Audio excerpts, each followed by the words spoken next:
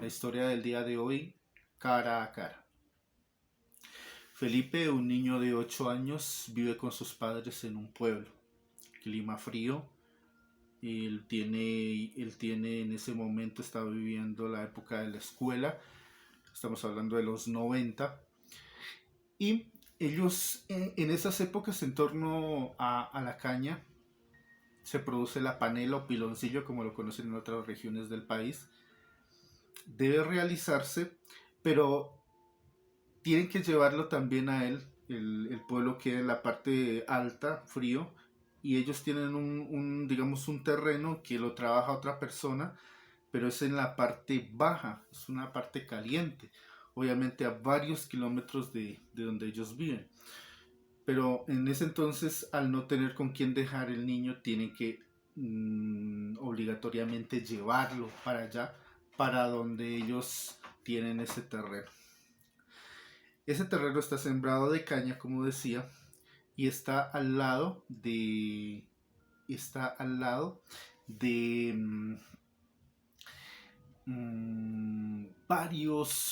varios afluentes hídricos y que eh, van juntando un río de grandes proporciones. Él en principio tiene que ir para allá y va con desagrado porque él está acostumbrado pues a la parte de los estudios y nunca ha tenido con esa conexión del trabajo con que los antepasados y sus padres pues han realizado todo este tiempo. Cuando llega allá se da cuenta que la primera recomendación que le dan es que debe estar lejos, perdón, que debe mantenerse cerca de todo lo que tenga que ver con los alrededores del río. Uno. Dos, debe mantenerse cerca teniendo en cuenta que hay culebras, hay escorpiones, hay tarántulas que pueden amenazar la salud y de pronto la vida del mismo niño. Dicho esto, con estas advertencias, el niño llegan, se instalan y tienen que de alguna manera también alistarse porque para el día siguiente ya empiezan los trabajos del proceso de la caña de azúcar. Tienen que recoger la caña, toda la familia. Recordemos que está también los papás, están los primos, está también algún tío. Recoger la caña de azúcar, llevarla al sitio, y después de eso hay que, por medio de un trapiche, que es digamos, un elemento eh, con el cual se aprisiona la caña, y que ese jugo que ella bota es el producto con el cual se va a elaborar ya la panela. Cuando ellos están realizando esto, ya al día siguiente a él le encomiendan que debe también colaborar. Pero él como es un niño, pues colabora por momentos, digámoslo así. Entonces a él le encomiendan arrear el caballo. En esos tiempos se utilizaban los caballos para mover el trapiche. Cuando él lo hace, ya se cansa, va y se empieza a jugar por los alrededores también. Y después de eso, de jugar por los alrededores, se mira el río. La atracción que ejerce las aguas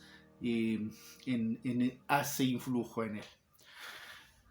De pronto en el segundo día que él están en esas labores, y también ya en el atardecer, en el ocaso de la misma jornada, él, estando jugando, escucha que lo llaman, y lo llama una voz que en su concepción, en su percibir, era la voz de su papá, pero curiosamente lo está llamando desde la parte del río.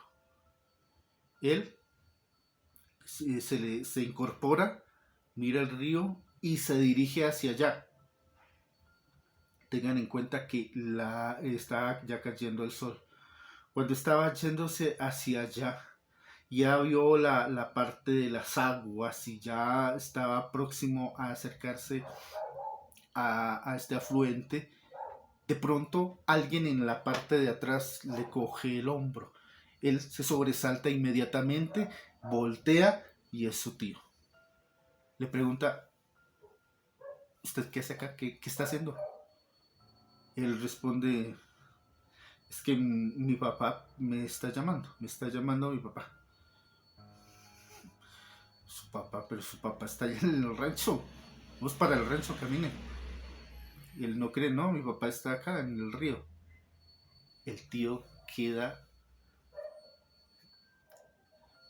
ingratamente sorprendido y le dice, no, su papá está en el rancho, camine, vamos. Lo lleva, lo conduce y efectivamente su papá está ahí, en el rancho.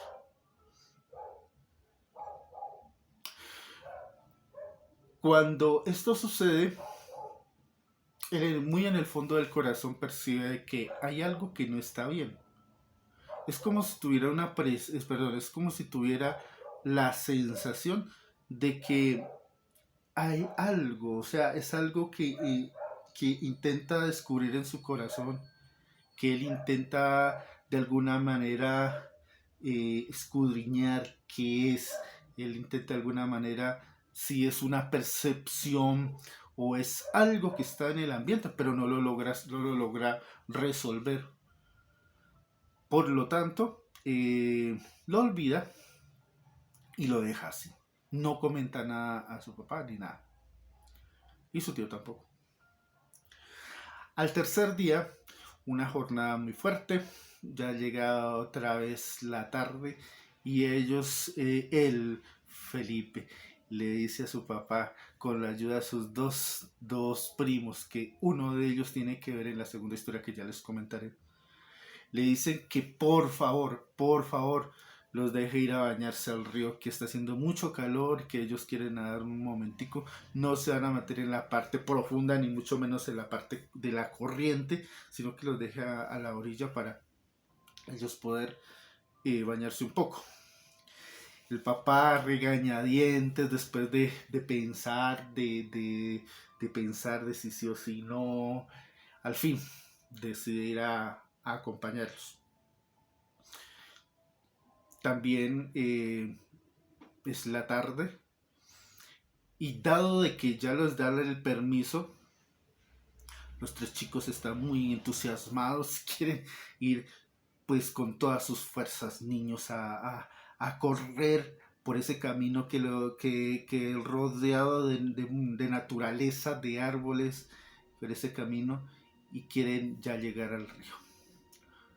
Cuando quieren hacer eso, Felipe es el niño que tiene como más agilidad en sus pies, por lo tanto sale de primero antes que sus primos, sale corriendo y en el transcurso de esa corrida se saca la camisa ya dispuesto a tirarse al agua. Cuando va a hacer ese movimiento, a mano derecha sube la vista, hay un árbol. Y en ese árbol, en una de las ramas, estamos hablando de unos 3-4 metros, hay un niño sentado mirándolo. Recordemos que esta parte es deshabitada, no desértica, no es un entorno polvoriento, no. Está lleno de naturaleza, está lleno de árboles, río, agua. Quizás haya un rancho más allá, pero esos ranchos los ocupan ocasionalmente y está muy abajo. Por lo tanto, ese sitio es inhóspito. Cuando él decide ir allá cuando él ve el niño, se sostiene por unos segundos la vista de él con aquel niño o aquella cosa que, que también lo estaba observando fijamente. ¿Cómo era ese niño? Era un niño de una tez clara, dice él, con una sonrisa, un gorro que terminaba en punta, pero esa punta estaba doblada. Estaba elevado, pero la punta doblada. Un chaleco, al parecer, de cuero, un short o pantaloneta verde y unas botas. Quizás el detalle